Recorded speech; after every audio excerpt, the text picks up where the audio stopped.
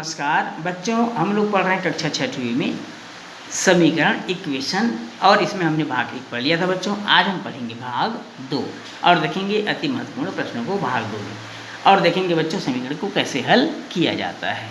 तो चलिए बच्चों बिना देर के शुरू करते हैं। समीकरण को हल कीजिए। प्रश्न है निम्नलिखित समीकरणों को हल कीजिए। पहला 3x धन 8 बराबर 20, दूसरा है 4x धन 10 बराबर 30, तीसरा 5x ऋण 7 बराबर 8, चौथा है 6x ऋण 7 बराबर 11, पाँचवा है 3x धन 21 बटे 7 बराबर 0, छठवा है 29 बराबर 7x धन 1, सातवां है 60 ऋण 8x बराबर ऋण 4 और आठवां प्रश्न है बच्चों 19x धन 7 बराबर 45 45। चलिए देखते हैं पहला सवाल।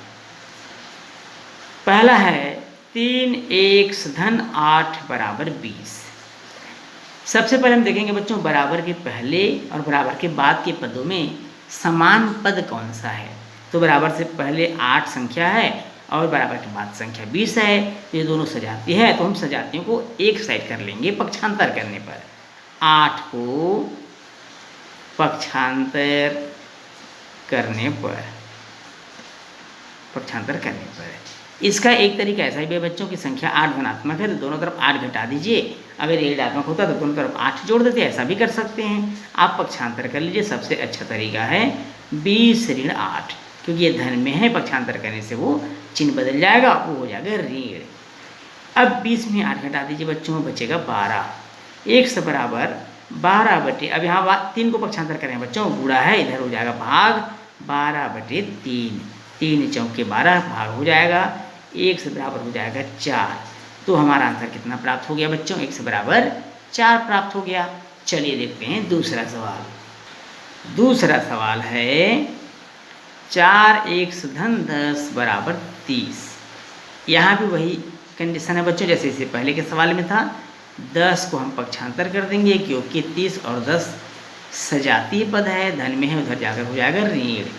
4x बराबर हो जाएगा बच्चों, 30 में 10 घटा दीजिए, 20 प्राप्त हो जाएगा।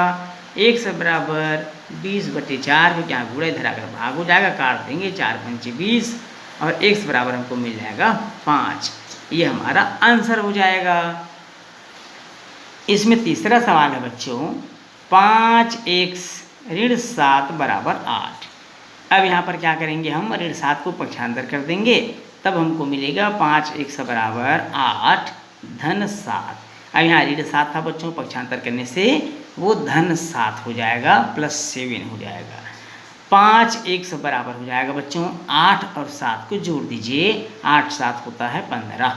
x बराबर 15 बटे 5, क्यों? क्योंकि यहाँ पर गुणा है और गुणा का पक्षांतर भाग होता है। 5 दिया 15, 3 में कट जाएगा बच्चों, x बराबर मिला 3।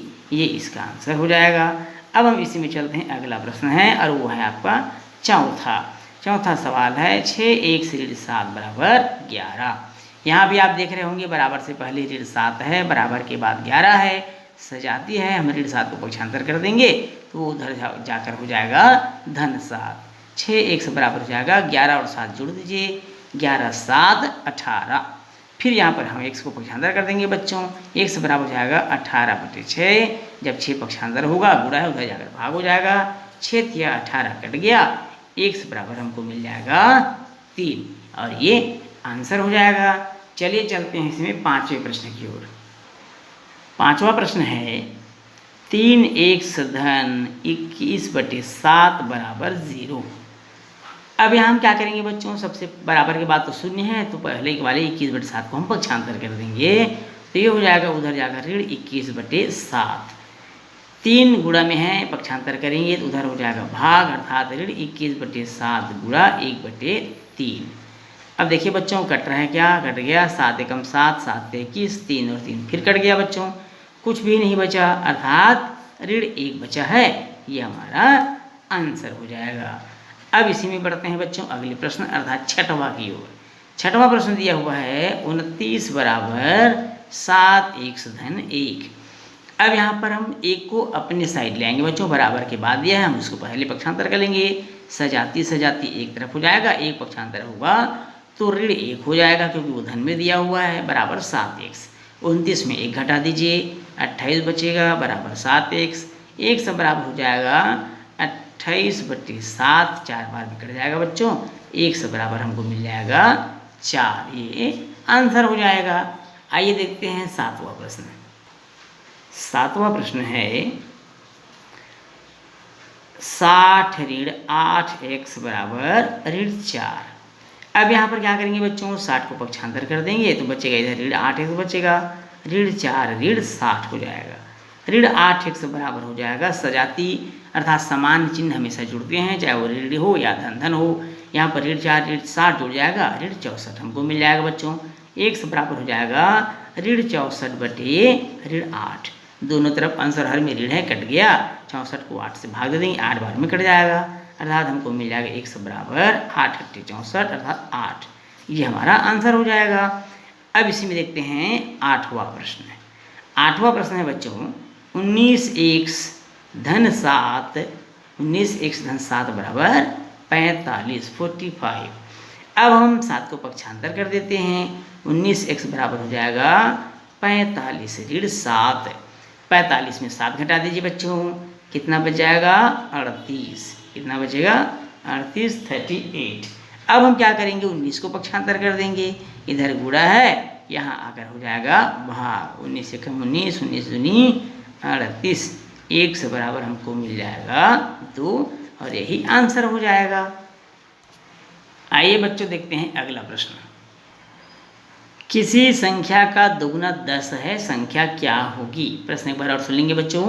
किसी संख्या का दोगुना 10 है, संख्या क्या होगी? चलिए चलते हैं, संख्या ज्ञात करते हैं। अब यहाँ संख्या क्या है हमको नहीं मालूम, तो हमको मानना पड़ेगा। माना कि संख्या x है, माना कि संख्या x है, ऐसा हम मान लेते हैं। जब x है मानेंगे तब संख्या का दुगुना कितना हो जाएगा बच्चों? संख्या का दुगुना हो जाएगा 2x। कितना हो जाएगा? 2x होगा। अब आते हैं प्रश्नानुसार, प्रश्न से। अब प्रश्न में बोलता है बच्चों कि किसी संख्या का दुगुना 10 है, संख्या क्या होगी? किसी संख्या का दुगुना 2x हमने निकाल लिया है, 10 होगी बराबर 10 हो जाएगा। x बराबर 2 को हम पक्षांतर कर देंगे, गुणा है इधर अगर भाग हो जाएगा, 2 पंचे 10, x बराबर हो जाएगा 5। अतः वह संख्या क्या होगी?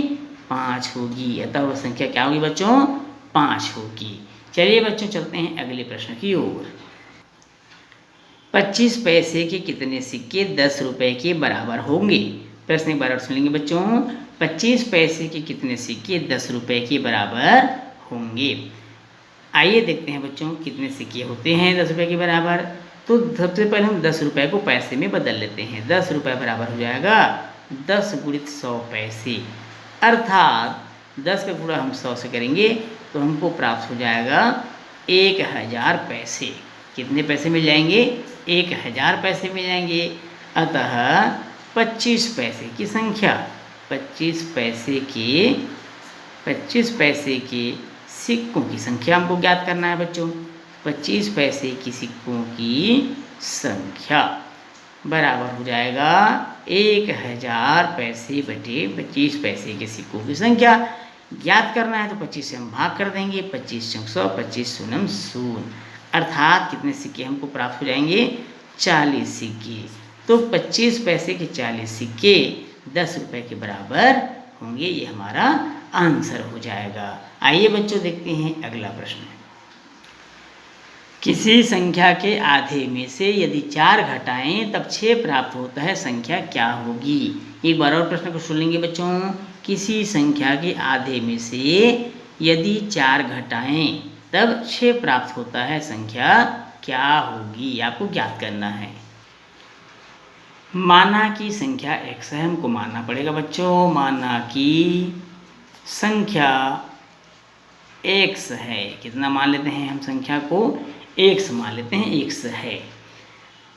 तब प्रश्न से, और प्रश्न में क्या बोल रहा है बच्चों? प्रश्न में बोलता है कि किसी संख्या के आधे में से 4 घटाने पर, अर्थात संख्या का आधा 1 से 2 हो जाएगा, इसमें से हम 4 घटा देंगे तो हमको मिल जाएगा 6, ऐसा प्रश्न कहता है। हम 4 को पक्षांतर कर देते हैं बच्चों। 1 से 2 बराबर हो जाए, 1 से बटे 2 बराबर हो जाएगा 6 धन 4। 6 और 4 कितना होता है?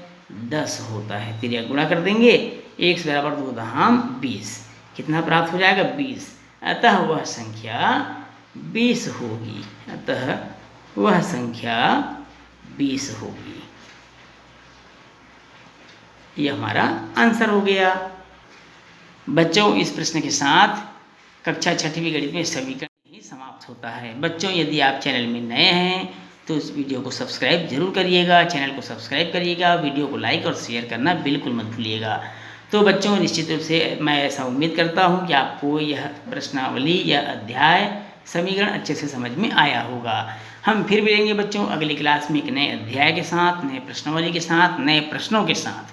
तब तक के लिए नमस्कार।